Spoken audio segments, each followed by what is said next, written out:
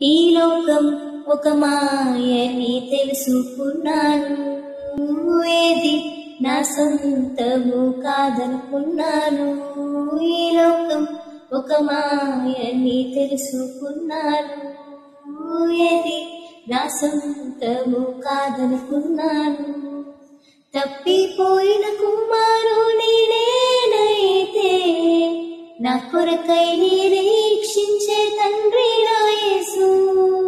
తప్పిపోయిన కుమారుని నేనైతే, నా కొరకై నిరీక్షించే తండ్రి నా యేసు.